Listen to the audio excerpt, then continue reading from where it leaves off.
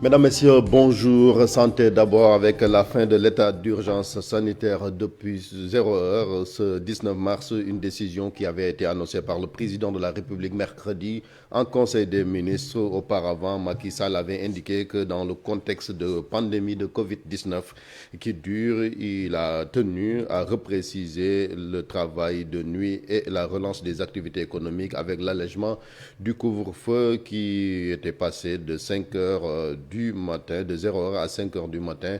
Pour rappel, le Sénégal a atteint la barre de 995 décès liés au Covid-19 selon l'étude du ministère de la Santé, le dernier point de santé hier.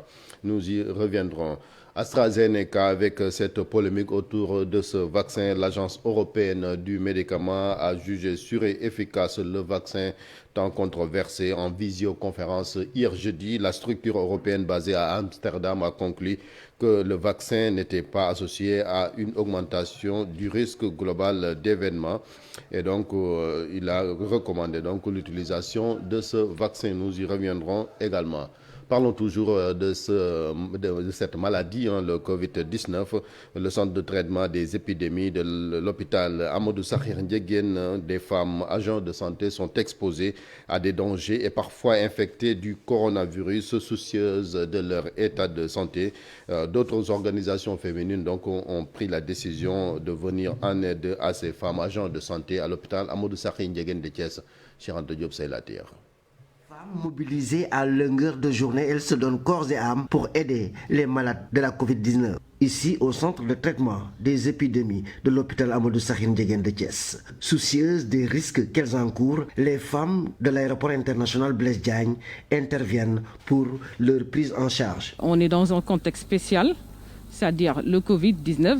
Nous, on a pensé vraiment juste de rendre un hommage à ces vaillantes dames qui bravent tous les jours les dangers.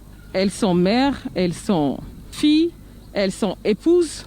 Malgré cela, elles viennent tous les jours dans ce centre de traitement épidémiologique pour lutter contre le Covid, pour aider les malades. C'est des bons cadeaux, des outils pour lutter contre le Covid. Comme le matériel de protection faisait également défaut, selon Mme Dieng, responsable des femmes du CTE, cette aide est venue à son heure. Depuis 2020 qu'elles sont là, elles n'ont jamais boudé parce qu'il y a des épouses, il y a des mères, il y a des sœurs, des responsables de maison qui ne se sont jamais lassées. Jusqu'à aujourd'hui, elles sont là sur le terrain, qui se battent, qui se donnent à fond. Vraiment, elles méritent d'être félicitées. Les femmes sont souvent exposées à plusieurs dangers dans les centres de traitement des épidémies. Ces personnels soignants de l'hôpital Amadou Sakhir Ndiéguène de Thiès exhortent les associations de femmes à leur venir en aide. Après la santé, éducation, avec cette conférence de presse du G7, c'est des syndicats les plus représentatifs du secteur de l'éducation. Ils réclament la démission du ministre de la fonction publique à l'origine des lenteurs administratives notées dans la gestion des dossiers des enseignants. Ces syndicalistes se sont également démarqués des propos du directeur de la communication et de la formation du ministère de l'Éducation, donc qui ont instrumentalisé les élèves à sortir dans la rue lors de ces événements. C'est le directeur de la communication du ministère de l'Éducation qui aurait tenu ces propos d'après ces syndicalistes. Fatou Bintou Konté.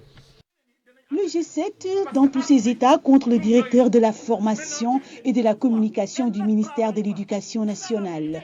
Mohamedou Moustapha Diagne, pour ne pas le nommer, est accusé par les enseignants de diffamation. Les intimidations, les harcèlements et menaces de mort consécutives aux propos diffamatoires du directeur de la formation et de la communication du ministère de l'Éducation nationale, selon qui les élèves qui ont arrêté les cours et manifesté ont été instrumentalisés par les enseignants. Son irresponsabilité est aujourd'hui la cause d'appel au meurtre contre des enseignants dans certaines localités du pays. Dès lors, ces syndicats d'enseignants dénoncent jusqu'à leur dernière énergie la violence exercée sur les enseignants à cause de leur appartenance politique. Le G7 dénonce Enfin, la violence gratuite, d'où qu'elle vienne, les tortures exercées contre les enseignants et au-delà, les citoyens stigmatisés juste à cause de leur appartenance politique. Le G7 qui revient sur le point de revendication avec la non-matérialisation de leur accord par l'État réclame tout bonnement le départ du ministre de la fonction publique. Il s'agit des lenteurs administratives, du système de rémunération, du reversement des MEPS dans le corps des professeurs de collège, du paiement des rappels, mais également de tous les actes, notamment les actes concernant les dernières commissions paritaires, et cela plombe la carrière des enseignants. Dans la gestion de la carrière des enseignants, commande le limogeage du ministre de la fonction publique. En s'inclinant devant la mémoire des citoyens décédés au cours des manifestations, le G7 exige que toute la lumière soit faite sur ces crimes. Échec des étudiants en master, cette sortie du ministre de l'Enseignement supérieur a fait réagir des acteurs de l'enseignement supérieur. Ils estiment que Cheikh Oumar Anne s'est trompé. Il s'agit plutôt d'un problème d'encadrement, dossier signé Modou Fall. Les images Abdoulaye Diallo.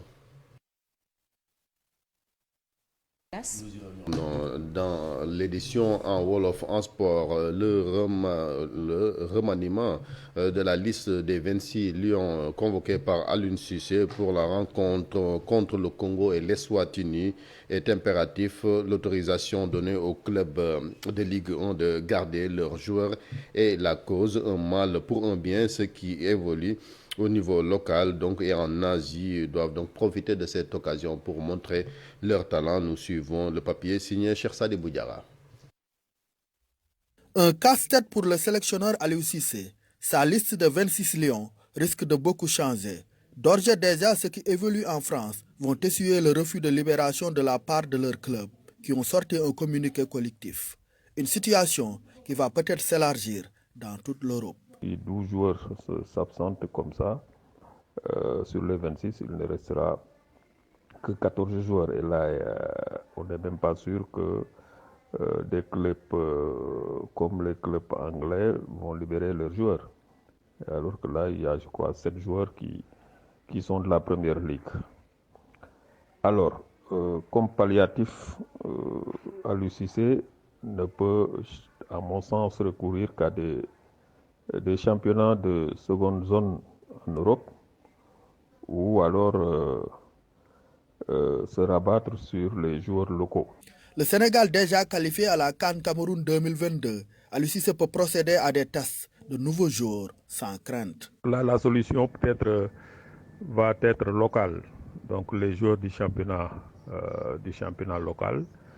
Il ne peut pas dire que ces joueurs-là soient à un niveau de compétition supérieur à ceux qui évoluent en Asie, notamment au Proche-Orient, comme Pape Alioune Ndiaye ou Alfred Ndiaye, donc, ou même Mbaye Niang.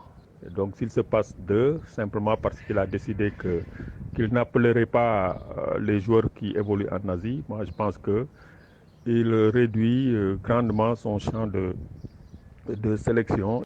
La liste des lions pour les 2 dernières journées de qualification va certainement connaître des changements. Le début du regroupement et de la préparation est prévu le lundi 22 mars, avec très probablement de nouvelles têtes. Fin de cette première partie. La suite, c'est l'international avec vous, Modou Fall. Tout à fait, Chérif Dia. Nous rendons en Afrique donc, du Sud. Le peuple zoulou a rendu un vibrant hommage au défunt roi après 50 ans de règne, rassemblé près du palais du monarque à Ndongama, à l'est du pays, dans la région du KwaZulu-Natal. Des centaines de personnes et des représentants politiques, chefs traditionnels ont assisté à une dernière cérémonie d'hommage national pour saluer la mémoire du roi Goodwill Zwelithini, un gardien de la tradition zoulou. Nous parlons du vaccin AstraZeneca qui est désormais sûr et efficace et n'est pas associé à un risque donc plus élevé de caillots sanguins, a annoncé jeudi l'Agence européenne des médicaments. Sa suspension dans plusieurs pays d'Europe doit être revue. Le comité est parvenu à une conclusion scientifique claire. Il s'agit d'un vaccin sûr et efficace, déclare la directrice exécutive de l'EMA. En Irak, l'histoire de l'utilisation des armes chimiques par Saddam Hussein a été publiée par Amnesty International via une plateforme Toxic Affaires. Il est révélé que des milliers de civils kurdes et de soldats iraniens ont été massacrés par le régime Hussein dans les années 80. Plusieurs entreprises étrangères, notamment occidentales, sont également citées dans cette affaire. Va-t-on vers des échanges entre le président russe et son homologue américain dans les jours à venir? En tout cas, Vladimir Poutine souhaite une discussion en direct avec celui qui le qualifie de tueur. Le président russe propose à Joe Biden une conversation téléphonique retransmise en direct. Plus de détails avec Ibrahima Diabahate. Malgré les propos de Joe Biden qualifiant son homologue russe de tueur entre guillemets, Vladimir Poutine entend ne pas couper les ponts avec le président américain. Cette surprenante proposition du président russe semble ne pas avoir été choquée par les propos de Joe Biden qu'il estime, sur le ton de la plaisanterie dans une formule de récréation, que c'est celui qui dit qui est, avant d'ajouter que nous voyons toujours en l'autre nos propres caractéristiques. Joignant l'acte à la parole, le président russe propose donc à Joe Biden une conversation qui serait retransmise en direct. Ce format inhabituel, Vladimir Poutine voudrait l'organiser le plus tôt que possible avant d'aller se reposer dans la Taiga ce week-end. Une façon pour le président russe de renouer le dialogue avec son homologue américain qui compte évoquer au cours de cet entretien plusieurs sujets, notamment les relations bilatérales, les conflits régionaux et la lutte contre le coronavirus. Merci, nous terminons. En Espagne, la légalisation de l'euthanasie a été approuvée définitivement par le Parlement. L'Espagne est ainsi le 4e pays européen à dépénaliser cette pratique permettant à un patient atteint d'une maladie incurable de mettre fin à ses souffrances. Cette loi, priorité du gouvernement de Pedro Sánchez, autorise aussi bien l'euthanasie que le suicide médicalement assisté. C'est tout pour cette page internationale, Chérif Dia. Merci beaucoup, Modou Fall. Mesdames, Messieurs, la suite d'Infos du matin, c'est avec vous, Fatih Diagne. Merci beaucoup à vous, Chérif Dia et Modou Fall. Pour le premier bulletin de la journée, on n'a pas eu des nouvelles d'Alexei, mais de Vladimir Poutine. Mais de Vladimir Poutine, oui, tout à fait, Fatih Diagne. À défaut d'avoir l'opposant star, voilà. On a des infos du président de la Russie. Merci beaucoup, Modou Fall. Rendez-vous à 8h pour la deuxième partie. Ce sera pour la version Wolof. Mortala Gueye est sur ce plateau avec nous et nous sommes ravis de l'accueillir. Bonjour Mortala. Ravi d'être là, Fatih, bonjour. C'est la DER, le dernier virage. Oui, le dernier virage. J'entendais Modou Fall parler de la DER de la semaine. Il est mal placé parce que hier il a fait l'école buissonnière. Il est devenu un habitué, Modou. Et puis il ne nous donne pas d'explication. C'est vraiment. Il faut une chance de rattrapage. Ah oui, mais. Soit samedi ou dimanche, il faut travailler. Ah mais oui, Modou. Mais tu n'es pas venu sur le plateau et tout le monde a demandé après toi, Modou. Pas du matin, mais je suis venu à la rédaction. Oui, mais Modou, toi, tu fais partie de l'équipe, les tokens d'info du matin. Donc quand on ne te voit pas, c'est normal qu'on demande de quelqu'un. C'est ça, qu'à la fatigue, c'est notre dada national. Et aujourd'hui, voilà. fexe naa ba nga génne baat bi biddanti ma doon bañ a wax ni nga weddi ma mais comme da ngaa biddanti nangu ko téléspectateurs yi leen seetaan Modou ab faaleen la xam naa dafa reer lu ëpp démb nelaw ba biddanti alors Ngayen Mortala ça va bien? Ça va, alhamdoulilah. Donc on peut attaquer. Alors tout de suite la revue des titres avec Mortala.